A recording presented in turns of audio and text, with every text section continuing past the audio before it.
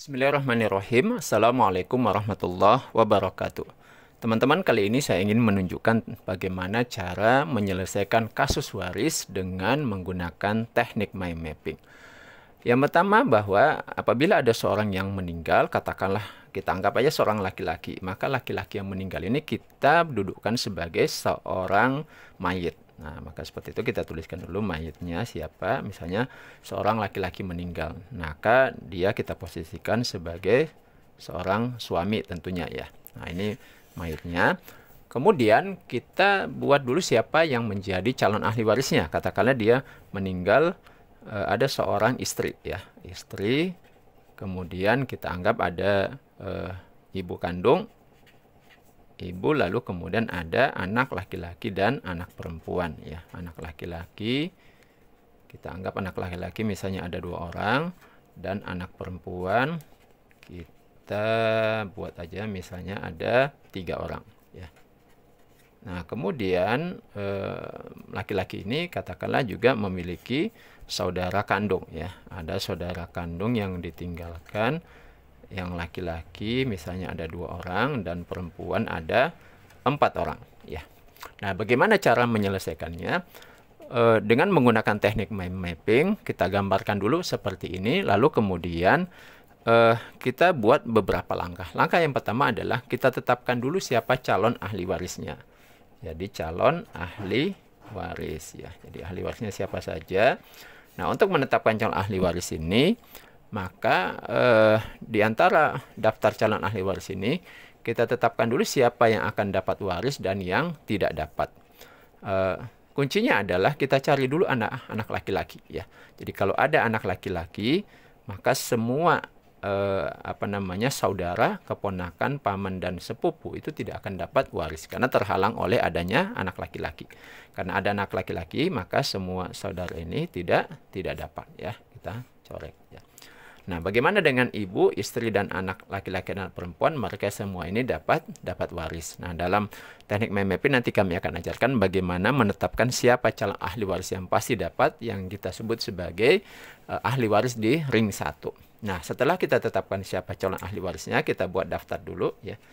Siapa calon ahli warisnya itu adalah istri, kemudian ada ibu, ada anak laki-laki, ada 3, dan anak perempuan ya, ada 2 orang. Nah, langkah kedua adalah kita tetapkan berapa porsi warisnya. Istri dalam surah An-Nisa ayat 12, kemungkinan bagian warisnya itu bisa 1/4 atau 1/8 ya. Kemudian ibu bisa dapat 1/3 atau 1/6. Nah, kemudian anak laki-laki dan anak perempuan ini apabila bertemu, maka mereka akan mendapatkan bagian yang disebut dengan sisa atau asobah ya. Nanti mereka mendapatkan sisa asobah, di mana laki-laki berbanding perempuan itu nanti mendapatkan 2/1 ya. Nah, setelah itu seperti ini ada kemungkinan bagiannya ya. Nah, istri bisa dapat 1/4 atau 1/8. Kalau ada furu di bawah ini, ada anak yang hidup, maka istri mendapatkan bagian yang 1/8 ya.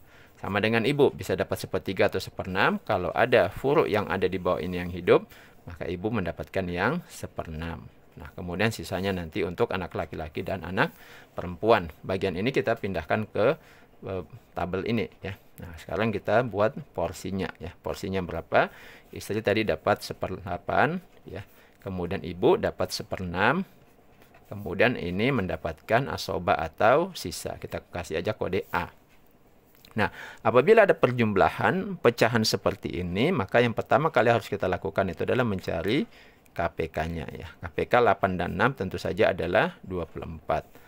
Nah, dari saham ini kita bisa tetapkan berapa saham dari masing-masing dari KPK ya. Jadi KPK 24 kali 1/8 ini hasilnya 3. 24 kali 1/6 ini hasilnya 4 ya. Jadi KPK ini ibarat harta yang tersedia. Dari harta yang tersedia itu 24, 3 untuk istri dan 4 untuk ibu. Barulah sisanya itu adalah untuk anak laki-laki dan anak perempuan. Nah, berapa sisanya? Tentu saja 24 dikurang 3 dikurang 4 ya. Berarti 24 kurang 7. Hasilnya 17. Nah, ini kalau kita totalkan adalah 24. Lalu berapa bagian harta ya? Bagian harta waris dari masing-masing ahli waris ya. Nah, kita anggap misalnya ya, total harta waris yang mau dibagi itu 480 juta. Nah, berapa bagian masing-masing? Tentu saja istri mendapatkan 3/24 ya. 3/24. Nah, ini kita kali jumlah harta 480 juta. Maka istri mendapatkan 48 bagi 24, ini kan 2 ya. Berarti ini dapat 60 juta. Sama, ibu juga mendapatkan 4/24 dikali 480, 48 bagi 24 ini 20, 20 kali 4 ini 80 juta. Lalu kemudian anak-anak mendapatkan 17/24, ini kita kali 480, ini dapat 20, 2 kali 17, 340 juta. Nah, kemudian tadi kita sudah bahas bahwa dalam surah An-Nisa ayat 11 disebutkan bahwa lizakari mislu hazil unsayain ya. Jadi bagian untuk anak ya laki-laki banding perempuan itu sama dengan 2/1 ya, 2/1. Nah, sekarang kita lihat laki-laki 2 bagian, ada berapa orang laki-laki? Laki-laki ada 3 orang. Nah, maka 2 bagian ini ya. Oh, tadi kita buat laki-laki 2 orang, kemudian perempuannya 3 orang ya.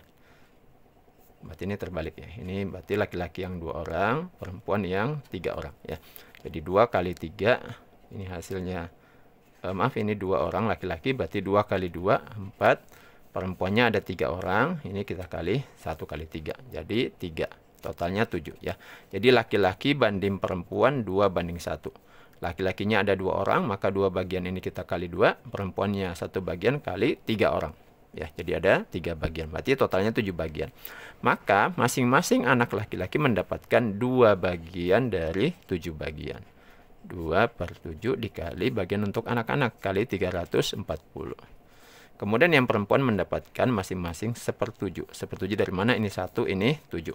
Kali 340.